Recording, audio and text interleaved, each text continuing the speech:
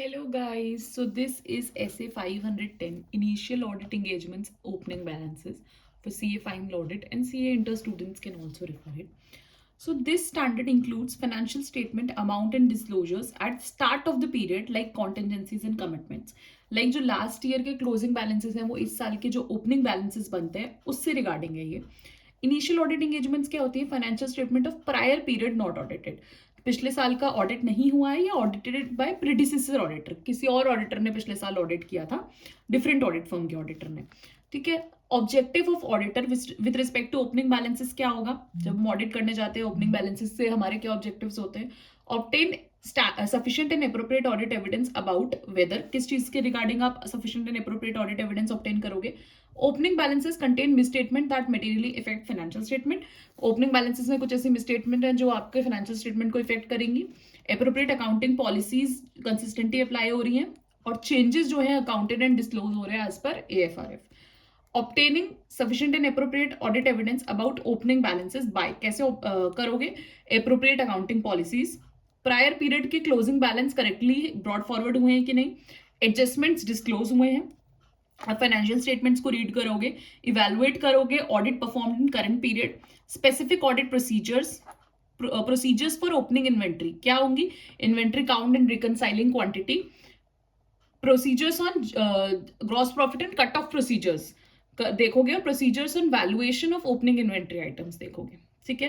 Prior period financial statement audited bye predecessor auditor. ठीक है. अब प्रायर पीरियड की फाइनेंशियल स्टेटमेंट किसी और फर्म के ऑडिटर ने ऑडिट कर रखी है तो आप परस्यू करोगे copies of audited financial statement of prior period. उसने ऑडिट किया था तो उनकी कॉपीज आप देखोगे. Reliance on closing balance except possibility of misstatement in opening balances indicated. आप रिलाई करोगे कि जो क्लोजिंग बैलेंस था वो ठीक था अंटिल अनलेस आपको कोई ऐसी पॉसिबिलिटी लग रही है कि ओपनिंग बैलेंसेस में कुछ तो गड़बड़ है. ठीक है. Modification in predecessor auditors report. Predecessor auditor report ने ऑडिट किया और उसमें मॉडिफिकेशंस थे कुछ, तो आप इवैल्यूएट करोगे effect of modification with respect to current period financial statement. क्या उनका कुछ इफेक्ट है करंट पीरियड फाइनेंशियल स्टेटमेंट में? और मॉडिफिकेशन रेलिवेंट एंड मटेरियल है तो आप मॉडिफाई कर दोगे ओपिनियन को. ठीक है. कम्युनिकेट करोगे मैनेजमेंट एंड TCWG से क्या? Audit evidence that opening balance contain misstatement. क्या आपके पास ऑडिट एविडेंस है कि ओपनिंग बैलेंस में मिसस्टेटमेंट है? कोई एडिशनल प्रोसीजर्स हैं? या फिर कंक्लूड करोगे मिसस्टेटमेंट को एग्जिस्ट कर रही है इन करंट पीरियड में. फाइनेंशियल स्टेटमेंट में आप कम्युनिकेट करोगे इस चीज को. ठीक है. अगर करंट पीरियड फाइनेंशियल स्टेटमेंट में ऐसी मिसस्टेटमेंट अभी भी एग्जिस्ट कर रही है तो आपको कम्युनिकेट करना पड़ेगा.